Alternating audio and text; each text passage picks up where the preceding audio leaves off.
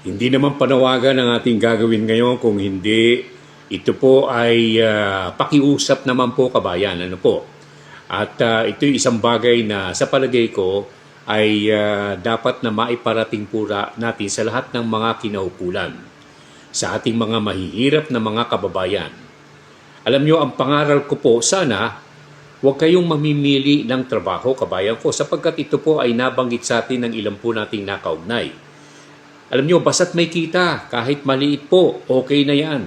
Sapagkat lahat ng trabaho, marangal kabayan ko maganda po. Basta't may trabaho kayo, ay maganda na po sa inyong sarili, sa inyong pong pamilya, kabayan.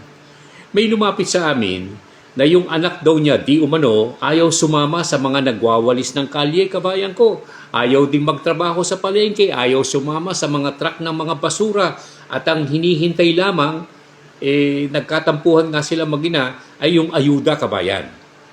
May kaugnayan dito, siguro maganda rin at tama na ang sinasabi po ng ilan na nasasanay ang marami nating mga kababayan sa ayuda, yung pong tulong pang mahirap kabayan ko.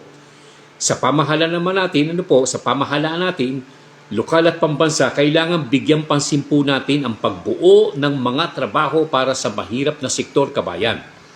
Sa sakahan lamang kabayan ko at yan po ay ating nakita at naranasan natin ang marami pong mga problema na ating pong nakaharap.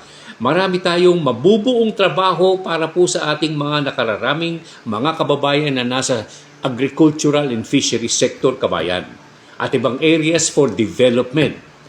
Dapat tulong-tulong tayong lahat kabayan at tayo po ay huwag mahihiya, huwag po tayong malulungkot kapag ang ating pong trabaho ay maliit lamang.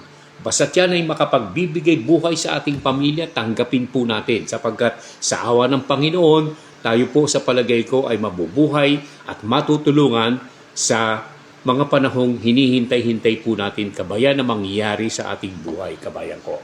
Ang inyong lingkod, nagsasabing pakishare lamang po, i-like po ninyo at subscribe po ang ating programa sa pagtulong po natin sa mga kababayan nating sumusubaybay sa palatuntunang ating alamin. Maraming salamat sa inyong panonood. God bless po.